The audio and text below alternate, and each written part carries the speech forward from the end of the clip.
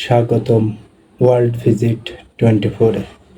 বিশ্বের গুরুত্বপূর্ণ সংবাদ ও বিশ্লেষণ নিয়ে আপনাদের সঙ্গে আমি আছি মোহাম্মদ শরীফুল ইসলাম। দর্শক, ইরান আমেরিকার মধ্যে একটি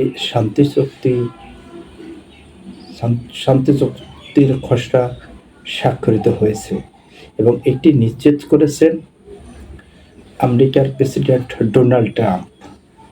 এবং আগামী শুক্রবার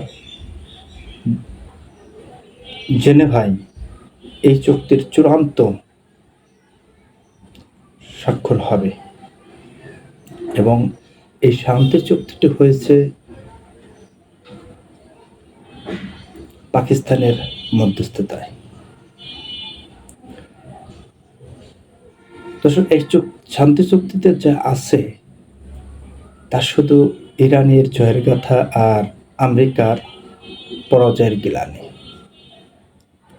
এই যুদ্ধে আমেরিকা কি পেল?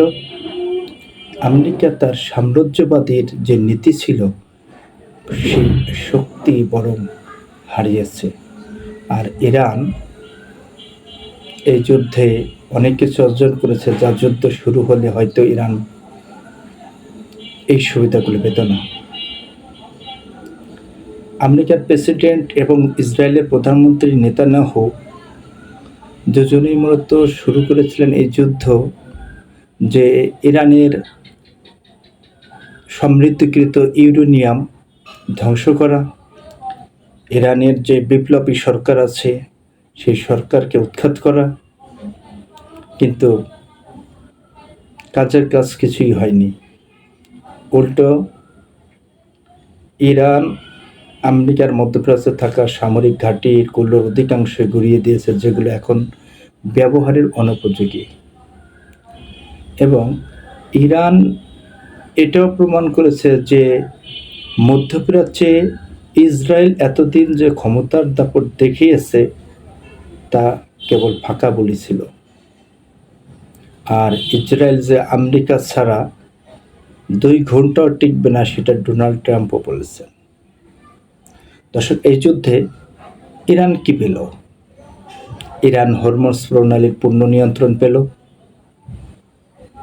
তার স্বাধীনভাবে বাণিজ্য করার সুবিধা পেল, যেটা দীর্ঘ 40 বছর অবরুদ্ধ ছিল, অবরোধ দিয়ে রেখেছিল আমেরিকা। এরপর তার সমৃদ্ধকৃত ইউরেনিয়াম তার নিজ দেশেই থাকবে, সেটাও পেল। আবার অন্যদিকে আমেরিকা কিন্তু এখান থেকে তেমন কিছুই অর্জন করতে পারেনি, আমেরিকা এবং ইসরায়েল। কিন্তু তারপরও ট্রাম্পের এই যুদ্ধ শেষ করতে হবে এবং ট্রাম্প এই যুদ্ধ শেষ করার জন্য মরিয়া ছিল। দর্শক,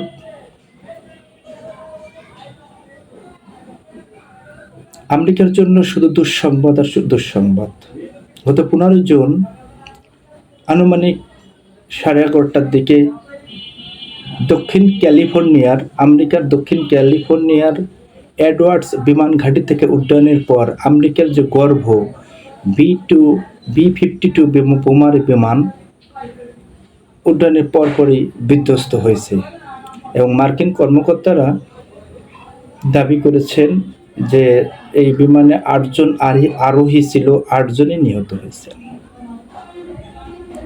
এই গর্ভের বিমান যা দিয়ে ইরানে গত জুনে হামলা করেছিল আমেরিকা, এখন সেই বিমানও ধ্বংস হয়ে গেছে।